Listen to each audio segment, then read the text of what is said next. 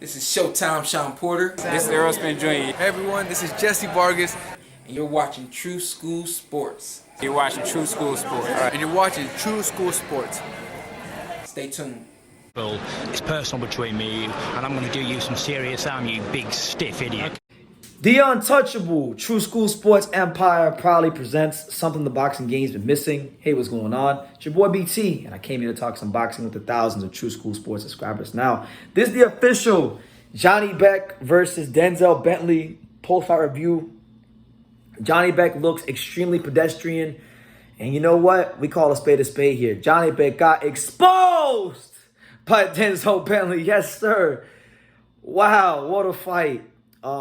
A lot of people weren't giving Denzel Bentley a chance to even get out the second round, let alone go the full 12, let alone make this a competitive fight in which some people thought he won. You know, I stopped scoring the fight after the fourth round, but I think he might have won this fight, you know, and if he didn't win it, it was damn close. You know, I think his stock went up a lot tonight, and I think this really should be a learning lesson to all fighters at all levels of boxing. Like, no matter what kind of pay grade you're at, whether you're making a lot of money or you're not. Whatchamacallit?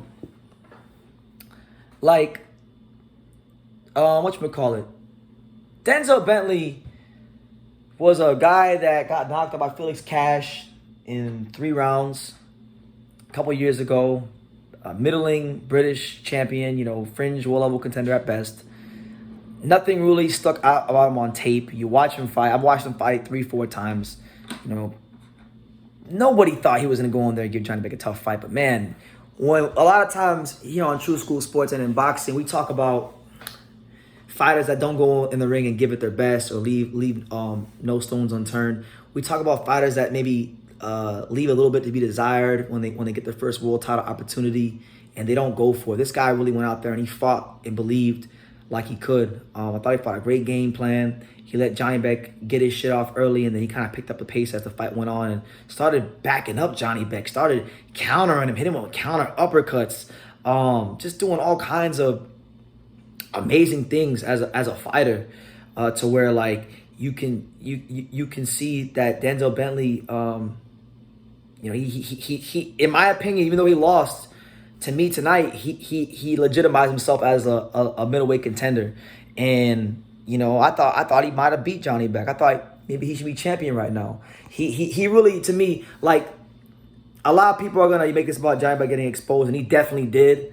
And listen, if you don't like Janibek, definitely take this time to say he's exposed and you don't think he's as good as you think the people like myself or the media thought he was. That's okay. I'm okay with that.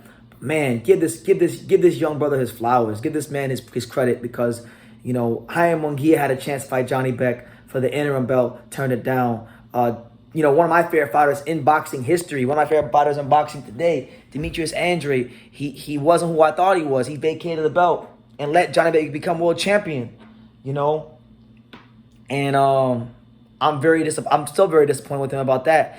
And you know, anybody who comes in here saying, well, Andre would have did this and Andre did that, who gives a fuck? He didn't sign the contract and he didn't believe in himself enough to sign the contract. He wanted to become an accountant. So hey, just prerogative. Just don't expect people like me to back him up when he vacates the belt.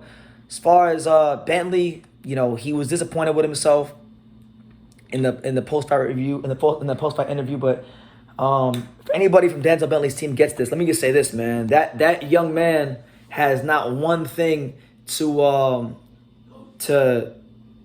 really like be down about. He went out there and he fought a great fight. He went out there, he fought the type of fight that you fight when you fight for your first world title. Came up a little short, unfortunately. That 118-110 scorecard was absolutely atrocious. I'm getting sick of the Top Rank and this bullshit. Jermaine Ortiz got, you know, not fair scorecards. This guy got a not fair scorecard. So yeah, I'm a Denzel Bentley fan, and you know, he's someone that I really do hope he continues to work hard and this doesn't discourage him, and he comes back stronger and better, because I want to see him fight with that same ferocity again if he could ever channel it again. But yeah, we got Pops here. Pops, any thoughts on what transpired tonight with Denzel Bentley and Janibek? Even though Janibek won, you know, it doesn't really feel like he won. It feels like Denzel Bentley's the winner. What do you think? As far as just that fight right there, I'll be honest with you. I think all the props goes to the British fighter. Denzel Bentley. He was the underdog all the way through and through. He proved everybody wrong. He proved why he's got a heart, why he believed in himself. And like you said, when they interviewed him, you all thought different. That was a perception for what you guys thought. So he had a lot of heart, and shout out to him. If the UK don't like him, mad at him, there's something wrong with the people. And God bless him. Not just the UK. I would say any boxing fan. Like you don't gotta listen. You don't gotta be impressed with his skills. No. Because we're not sitting here claiming Denzel Bentley to be the most skilled middleweight in the world. But with that being said, he went out there and you know, there's more skilled fighters like Munguia and Andre that didn't want no smoke with Janibek. You can talk money, you can talk purse splits, you can talk whatever you want to talk. At the end of the day, when push came to shove and a belt was on the line, one guy stepped up to the plate and signed a contract. His name was Denzel Bentley. London, stand up. You got a true warrior. And honestly, it was such a crazy performance. It was such a valiant effort to where I don't even want to hear anybody. In my presence, you can't talk bad about British boxing for 6 months. That's how courageous it was. And if all you guys are like, okay, you know, you want to discredit this guy, there's no reason why you should discredit this guy. This guy came in here and took a world champion to where people didn't think he was going to take him to. I even said the same thing. I took this fight on about 3 or 4 Yeah, 3 or 4. I thought the same thing. So we were all proven wrong, and I've never been happier to be proven wrong. But going back, we can't let Johnny back out the hook, pops. I'll go back to John. He looked very, very pedestrian. He got exposed. Yeah, like we use that word a lot. He really got exposed. I'll be honest with you. He's stay out of Twitter. Whatever. Stay off of Twitter. Because he was talking a lot. He deleted the tweet, but he said before this fight he was going to put Denzel Bentley in the hospital. Focus on what you're doing, because I mean you have your trainer begging you to carry on with your thing. You took this. I mean, you didn't take it for granted, but he showed you out, and you know he showed you out. So for you, got a lot to work on. A lot to work on. To me, if you fight like that, the same way you fight like this fight, you're very predictable. Another fighter will beat him. Let me ask you this: Ryan Munguia took that fight. Now, what do you think about that fight, Munguia versus Janibek at this point, after what you saw against Bentley? And I'm just gonna draw it back to you. I'm gonna say what you said. Munguia's gotten better with the training he's got, Morales or whatever he's got, with his attacking. But I'll be honest with you, fuck Munguia. And all the middleweights, because they're not stepping up. Nobody's stepping up. So I don't want to hear nothing about Munguia, fucking Andre. Fucking whoever we want to say. Charlo, Golovkin. Fuck Charlo, fuck all of them. You know why? Because nobody stepped up to the plate. Except Denzel. Little old British middleweight champion, Denzel Bentley. Yeah, I got all the respect for that dude. He gets all my respect. He gets all the love. Like I said, I just really hope he don't get down on himself, because he didn't achieve his objective of having that belt around his waist, but I think he won something much more greater than that. Which is the respect and legitimacy in boxing. Respect and legitimacy, and also because he showed the great fight that he fought against championship with that. I think he's going to get bigger fights.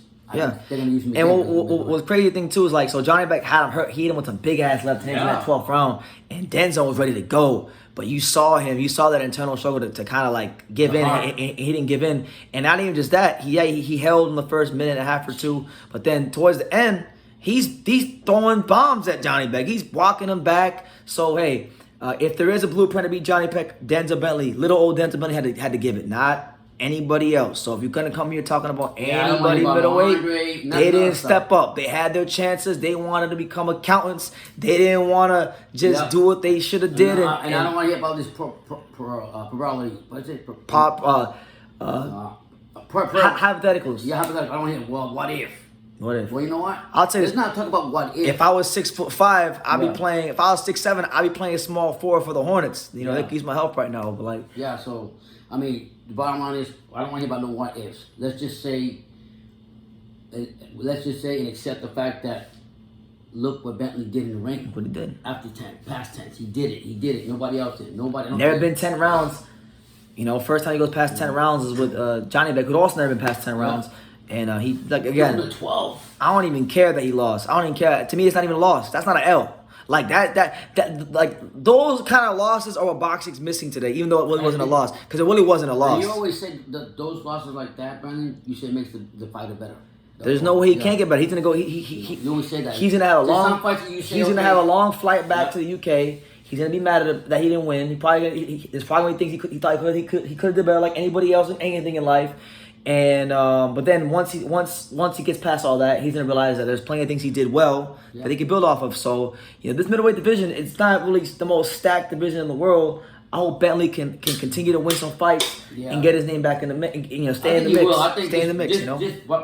By him coming across upon fighting a world champion like Janibek, who's supposed to be this great 160-pounder, he came out and actually gave it a better representation of himself, his heart, and his country. So I'll end the video like this. I don't know what's next for Janibek. I would anticipate Top Rank get some. I can't even say a softer touch because Bentley was supposed to be a softer touch, right? He was supposed to be, guy that had been knocked out at British level. But this is why, like I always say, fights aren't won on paper. You got to go in the ring. You got to win the fights. Yeah. So, respect to both men for putting on a great fight. But an extra, like when I say extra, I couldn't say it anymore. An extra tip of the cap, an extra show of respect, an extra show of appreciation for, one of the UK's very own warriors, Denzel Bentley. London's very own. Very own, Denzel Bentley. Thank you for a great fight. One of the best middleweights in the world at this moment for me. Yeah, I'm gonna leave it at that. Yeah. Janibek, you gotta get your shit together because you didn't live up to your end of the bargain tonight, and if people want to call you a hype job, well, they're well within their rights. Doesn't mean that their fighters are any better because they went up to a whole other weight classes and pulled out the pocketbooks and the accounting books and didn't want to fight you. But anyway, you make that what you will. Those are our thoughts on the fight. And like I say in every single one of these videos, you can love me or you can hate me. But I'm just a kid from Dania. So until next time. And I think True School Sports, he's the truth. One of the best the best. Ooh, the number one. Number one. Brandon, you've been there, man, and you're building up a good following with us. Thank you. And I'm proud to be a part of what you're doing too. You are spectacular, and thank you, man. All the best to True School Boxing and keep up the good work.